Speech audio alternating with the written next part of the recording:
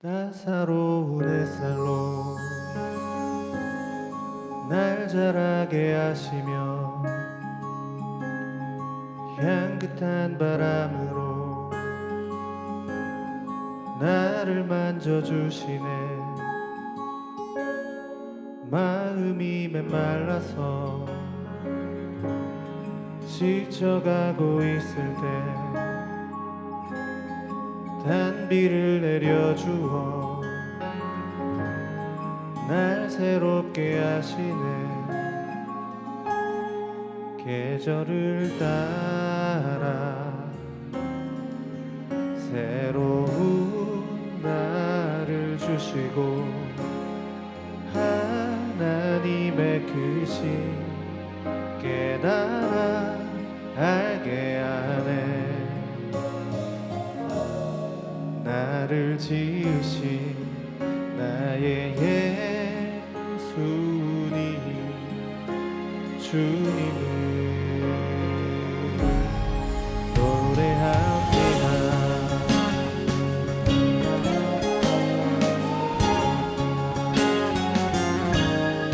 따사로운 햇살로 날 자라게 하시며 향긋한 바람으로 나를 만져주시네. 마음이 꿰말라서 지쳐가고 있을 때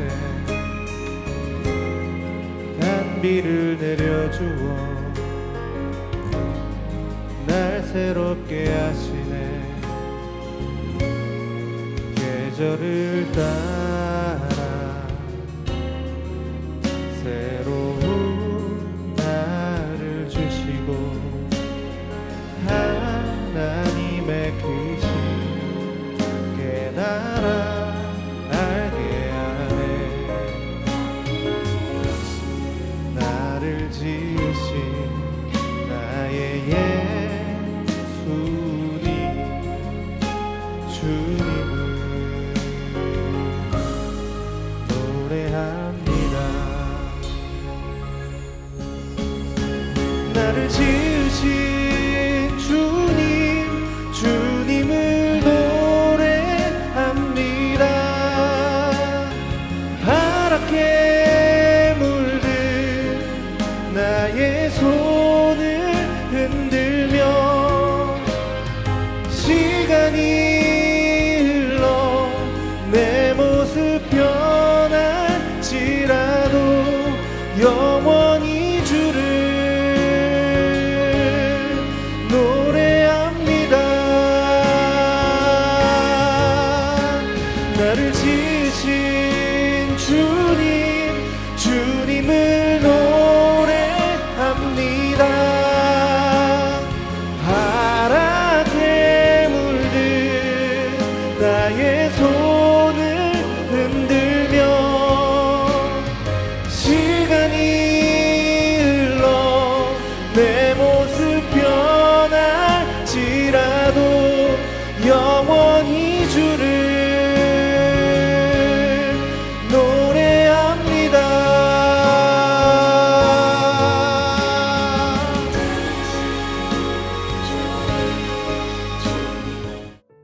예수 그리스도의 종이며 사도인 시몬 베드로는 우리 하나님과 구주 예수 그리스도의 의를 힘입어 동일하게 보배로운 믿음을 우리와 함께 받은 자들에게 편지하노니 하나님과 우리 주 예수를 알므로 은혜와 평강이 너희에게 더욱 많을지어다.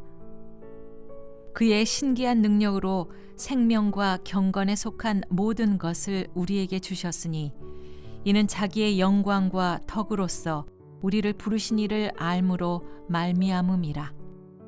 이로써 그 보배롭고 지극히 큰 약속을 우리에게 주사 이 약속으로 말미암아 너희가 정욕 때문에 세상에서 썩어질 것을 피하여 신성한 성품에 참여하는 자가 되게 하려 하셨느니라.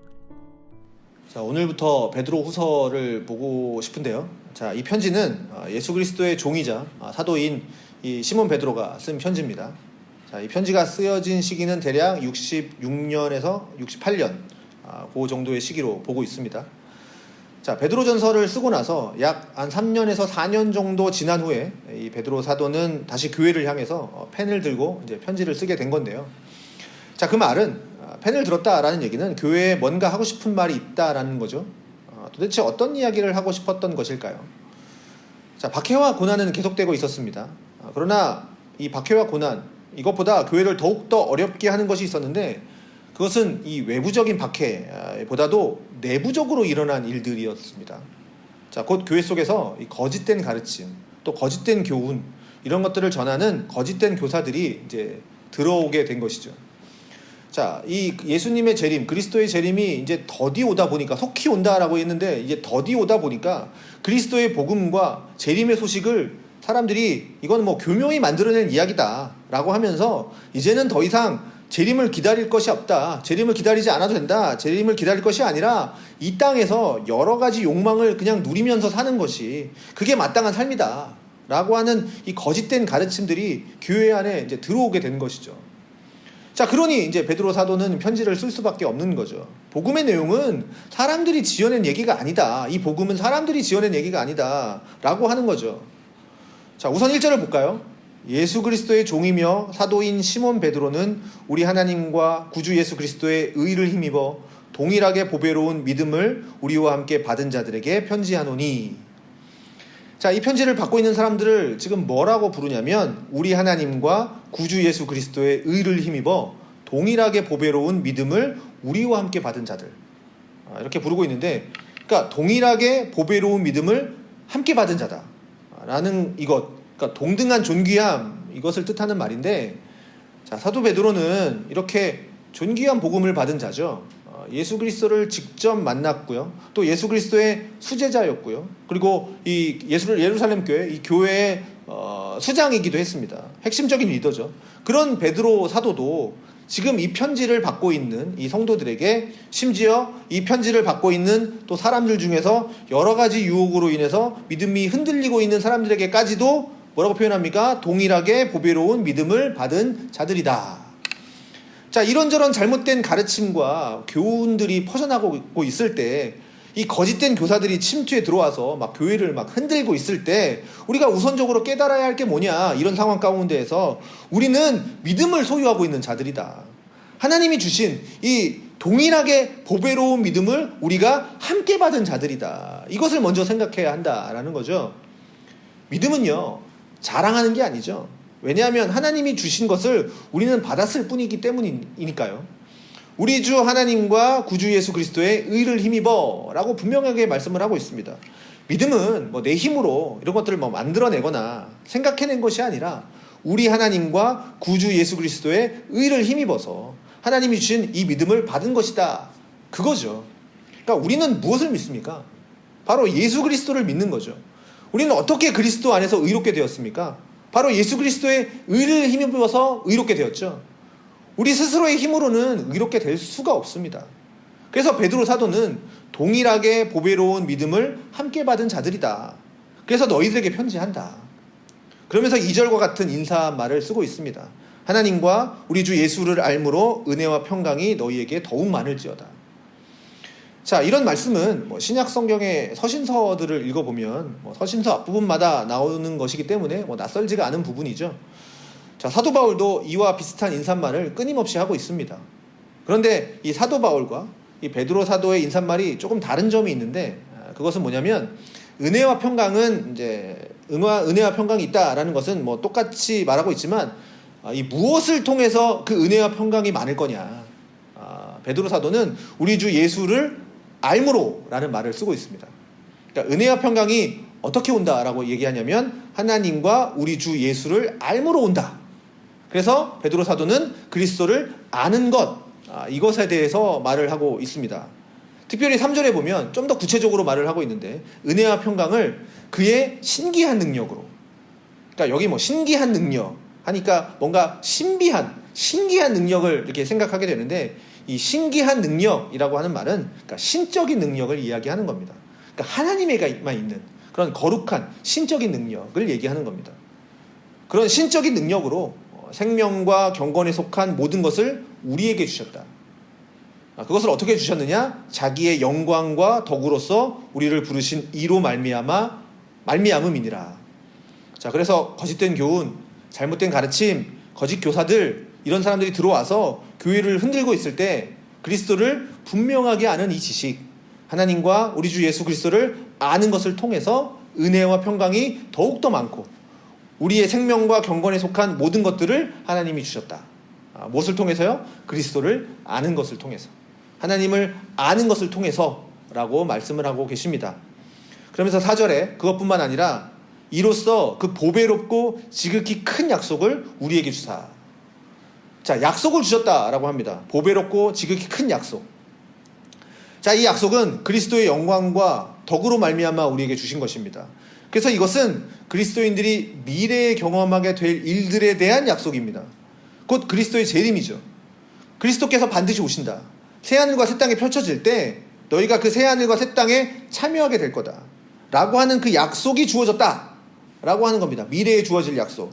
그것을 베드로 사도는 보배롭고 지극히 큰 약속이라고 표현을 하고 있는데요, 우리에게 이 약속이 주어져 있기 때문에 우리는 이 세상 살면서 우리의 정욕 때문에 그렇게 썩어질 것에 우리의 시간과 모든 것을 허비하면서 살 때가 많은데 그것을 피하면서 살 수 있다라고 이제 이야기하는 거죠. 이 보배로운 약속 때문에. 그러면서 하나님이 우리로 하여금 이 약속을 주셔서 이 세상에서 썩어질 것을 피하면서 살게 하시는 그 목적이 뭐냐? 본문의 마지막 부분에 이렇게 말하고 있는 거죠. 신성한 성품에 참여하는 자가 되게 하려 하셨느니라. 그리스도와의 참된 이 연합을 통해서 성령의 교제로 말미암아 그리스도의 성품을 닮아가는 자들이 된다라는 겁니다. 그래서 우리는 이 거룩한 성화의 삶을 살아가면서 그리스도의 성품에 참여하는 그렇게 거룩한 하나님의 백성들이 된다라는 겁니다.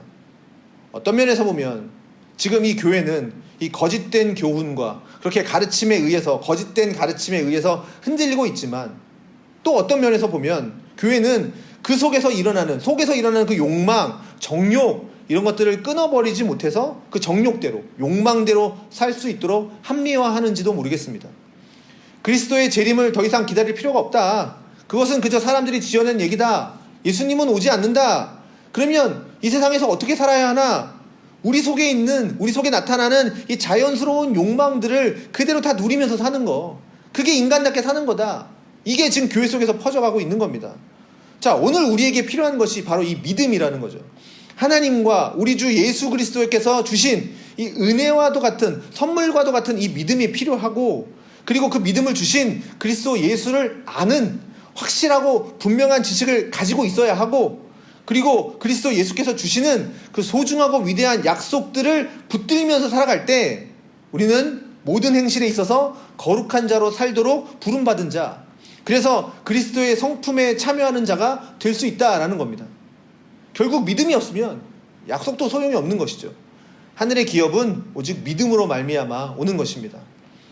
자, 우리 안에 이런 신앙의 유혹이 있을 때, 교회를 흔들고 또 교회로 하여금 어렵게 만드는 일들이 있을 때 다시 한번 나에게 믿음을 주신 그 하나님께 감사하고, 우리 교회는, 또 우리 공동체는 동일하게 보배로운 믿음을 함께 받은 자로구나 하는 이 확신을 가지고, 또한 그리스도 예수를 알기 위해서 날마다 힘쓰고, 또 우리 주님이 주신 그 약속을 붙들고 사는 그런 삶이 되어서 그리스도를 닮아가는, 그리스도의 거룩한 성품에 참여하는 거룩한 주님의 백성들이 되어져야 하겠습니다. 자, 그렇게 사는 우리가 되어지기를 주님의 이름으로 소망합니다. 기도하겠습니다. 하나님 감사합니다. 오늘도 저희들이 주님의 은혜를 구하며 나아갑니다. 주님께서 저희들과 함께하여 주시니 오늘도 큰 감사를 드립니다.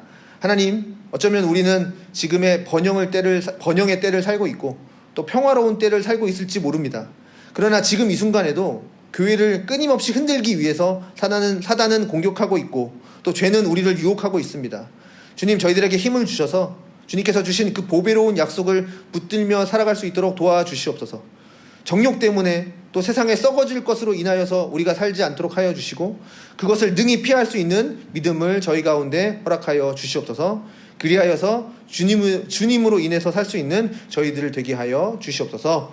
예수님의 이름으로 기도합니다. 아멘.